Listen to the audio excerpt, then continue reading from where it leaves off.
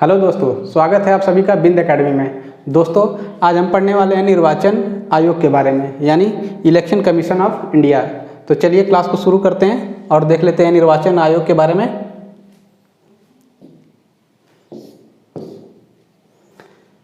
निर्वाचन आयोग यानी इलेक्शन कमीशन ऑफ इंडिया, ठीक है। तो इसका पहला पॉइंट आता है संविधान के अनुच्छेद 324, ठीक है। अनुच्छेद 324 के अनुसार संसद, राज्य विधानमंडल, राष्ट्रपति और उपराष्ट्रपति के पदों के लिए निर्वाचन के लिए संचालन, निर्देश, नियंत्रण की जिम्मेदारी जो है वो चुनाव आयोग के पास होती है, ठीक है। समझ में आया? यानी कि संविधान के अनुच्छेद 324 के अनुसार जो है संसद, विधान परिषद, राष्ट्रपति और उपराष्ट्रपति का जो चुनाव कराया जाता है वह किसकी जिम्मेदारी होती है? चुनाव आयोग की जिम्मेदारी होती है, ठीक है। चुनाव आयोग करवाता है। अतः चुनाव आयोग एक अखिल भारतीय संस्था है, क्योंकि वह केंद्र और राज्य सरकार दोनों के लिए समान होती है, दोनों के लिए समान काम करती है, ठीक है। दोनों के लिए समान है। फिर अगला पॉइंट आता है राज्य में होने वाले पंचायतों और निगम चुनाव से चुनाव आयोग का कोई संबंध नहीं होता है, ठीक है। जो राज्यों में पंचायत के चुनाव होते हैं और निगम चुनाव होते हैं वह जो है चुनाव आयोग नहीं करवाता है, उसके कोई संबंध नहीं होता है। इसके लिए भारत के संविधान में एक अलग से राज्य निर्वाचन आयोग की व्यवस्था की गई है, ठीक है। जो पंचायत और निगम चुनाव करवाता है, कौन करवाता है? राज्य निर्वाचन आयोग, ना कि निर्वाचन आयोग, ठीक है। फिर अगला पॉइंट आता है निर्वाचन आयोग मुख्य निर्वाचन आयुक्त और अन्य आयुक्त से मिलकर बना हुआ है। निर्वाचन आयोग जो है मुख्य निर्वाचन आयुक्त और अन्य निर्वाचन आयुक्तों से मिलकर बना हुआ है। फिर अगला पॉइंट आता है मुख्य निर्वाचन आयुक्त और अन्य निर्वाचन आयुक्तों की नियुक्ति जो है राष्ट्रपति करते हैं, ठीक है। कौन करता है? राष्ट्रपति करते हैं। निर्वाचन आयुक्त के जो मुख्य निर्वाचन आयुक्त और अन्य निर्वाचन आयुक्त हैं उन लोग की जो नियुक्ति है वो राष्ट्रपति द्वारा की जाती है। फिर अगला पॉइंट आता है मुख्य निर्वाचन आयुक्त व दो अन्य आयुक्त जो होते हैं उन सबकी समान शक्तियाँ होती हैं, ठीक है।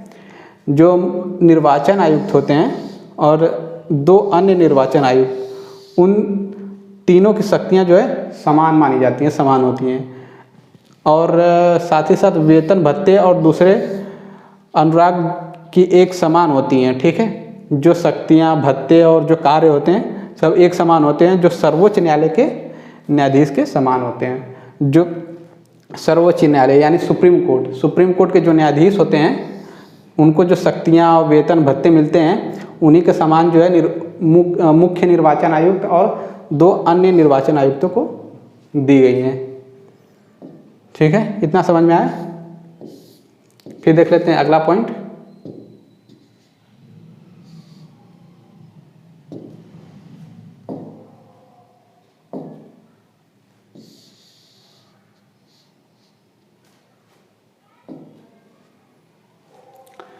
जो निर्वाचन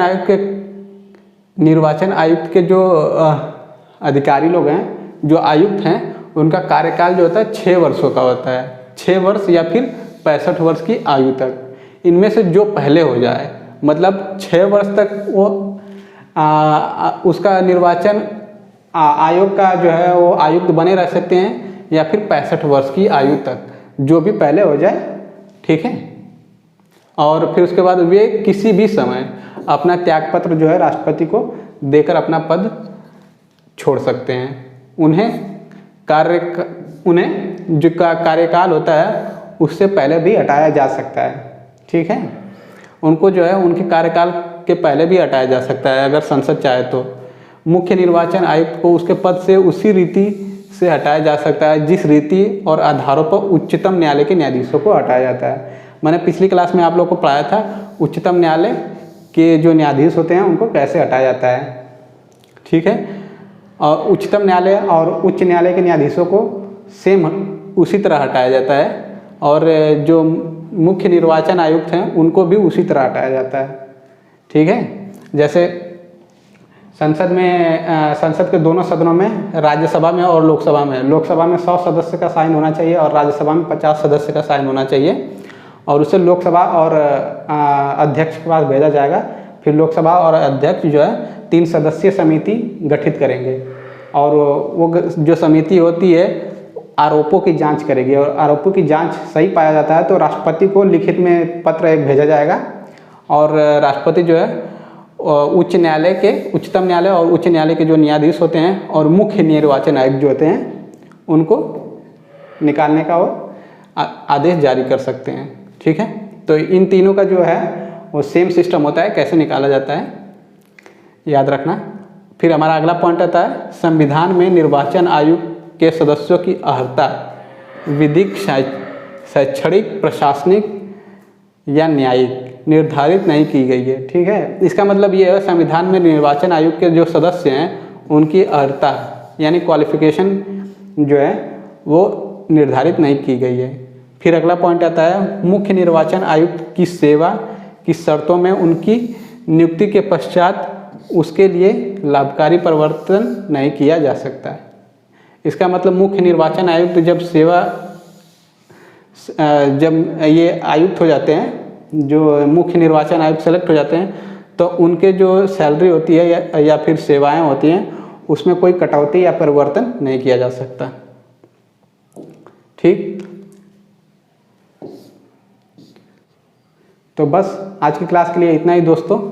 उम्मीद करता हूँ कि निर्वाचन आयुक्त के बारे में आपको अच्छी जानकारी मिली हो और आपको समझ में आया होगा ये क्लास। और अगर हमारे चैनल पे अभी नए हैं और तो हमारे बिंद एकेडमी से अभी जुड़ जाइए, और इस वीडियो को जितना हो सके उतना शेयर करिए और लाइक करिए, कमेंट करिए, कोई सुझाव हो या फिर कोई क्वेश्चन हो तो हमसे पूछिए। और अभी तक हमारे चैनल से नहीं जुड़े हैं तो सब्सक्राइब कर लीजिए बिंद एकेडमी को और हमसे जुड़े रहिए। धन्यवाद।